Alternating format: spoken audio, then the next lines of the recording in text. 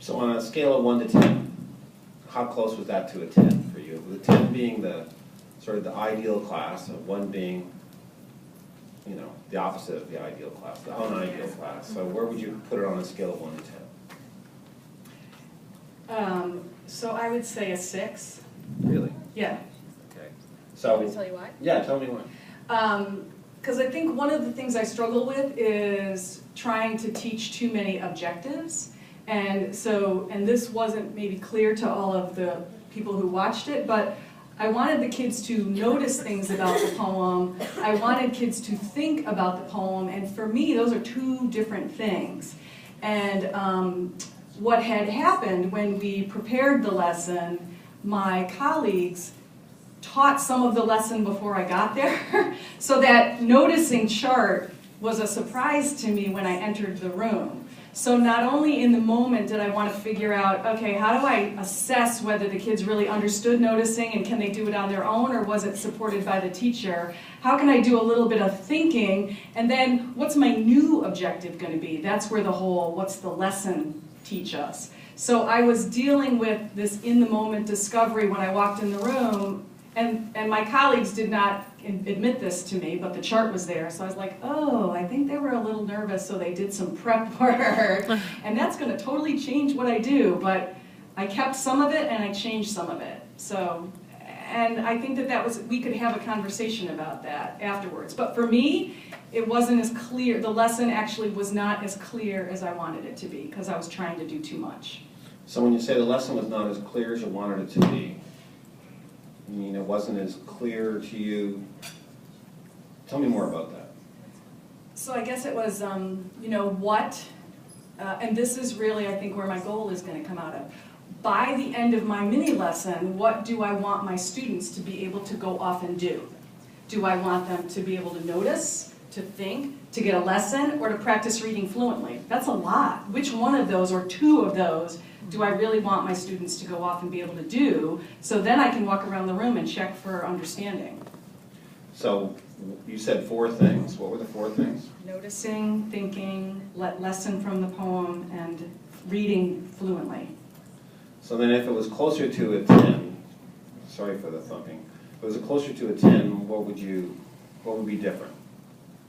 I think I would have been better at shifting gears in the moment and abandoned the noticing and done more around the thinking and the lesson, the thinking connected to the lesson and reading fluently. So I can only get rid of 3. See that? I'm really bad at that. I try to do too much. Well, when you said it was a 6, everybody's like, ooh, I thought it was way more than that. So let me paraphrase what I'm hearing. Okay. See if I got this right. As you watched the video, now we kind of, I would like to say, I really didn't think as I watched it, what the heck are we going to talk about, because it was so masterfully done. But you're saying, I think I tried to do too many things, and correct me if this isn't right, and in trying to do too many things, you're worried that maybe they really didn't get anything? And so it would be better to zone, is that fair to say? I can Finish. You finish, and then I'll... I think what I'm thinking about is, do I really believe, can I really show and get the kids to do as much as their full potential will allow them to do? And again, because I don't teach this class every day, I'm kind of assessing in the moment. So I think I'm also asking myself, have I pushed them to their fullest ability? Am I rigorous? Is it rigorous enough? So what did you want the kids to do that you didn't see them doing? Well, so my assessment listening to them turn and talk was, for the thinking part, what I heard was mostly summarizing. So I think that, now that I think about it, I think that's why I jumped into the whole lesson piece, because I thought maybe that would get them to talk about something other than a summary of the poem. But again, that for me was like, okay, this is something I need to look at and listen to more carefully, because I thought when they were talking about what did they think, they were mostly just summarizing, and it wasn't like they were thinking about the poem. So you'd like to see the kids doing more thinking about the poem rather than just summarizing the elements in the poem? Yes. Yes. Is that the main thing you'd like to see? If I say yes, is that the right answer? No, there's no right answer. The right answer is what you'd like to see. So let me just sort of rephrase it. As the kids were doing what they were doing, they were going through they were really engaged, beautifully engaged, and you were wonderfully respectful towards them in the way you had them talk to each other and turn to each other. It was,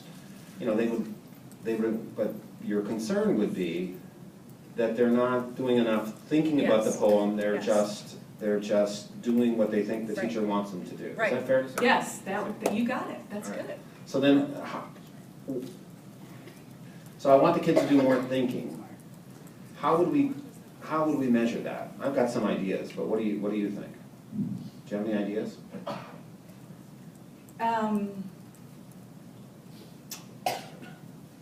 So off the top of my head, I think I would use the opportunity to move around the room and question them in a conference, what is this poem making you think about? And I would probably do some more correcting. I don't want to correct in a large group because I appreciate the kids going public in front of their peers, but there were a few kids that I could have corrected, and I would probably do that in a pair or in an individual, is give them some modeling and correction around, well, you're summarizing, but what are you thinking? And then I might also do it as a quick writing activity too. Write and tell me what you're thinking about the poem. And then I think I would look at that and try to figure out, where do I go? What are they getting and what aren't they getting?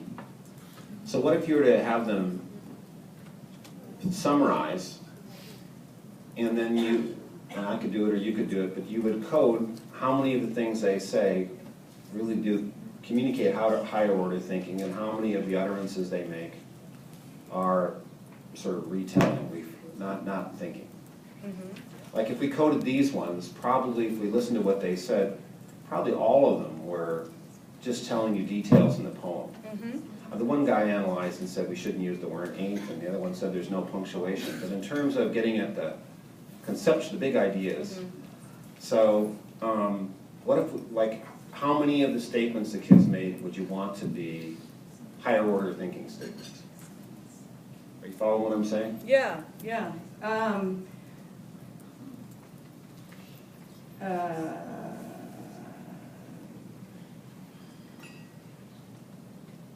You want a suggestion? Yeah.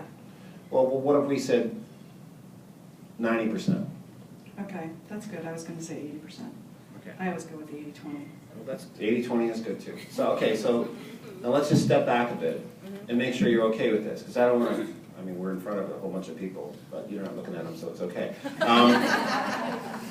But so your goal is that when the kids communicate in the class about whatever they're reading, that 90% of the things they say would be higher order thinking statements. They would show that they've been thinking. They're not just retelling, but there's thought going on. They would demonstrate that thought is going on. Yes. And so I'm already thinking about what do I need to teach, and I need to teach them that what I want them to do is not just give me the right answer. I really want to value their thinking. Right. And so that's a teaching, something I have to teach them. Because sometimes we do want them to give a right answer, but we need to move toward, what are you thinking? What do you think about that? You want them to, it should be obvious that they're really thinking about this and not just retelling. Yes. Okay. So that's our goal. So our goal is going to be 90% of the things the kids say during classroom discussion will demonstrate thinking.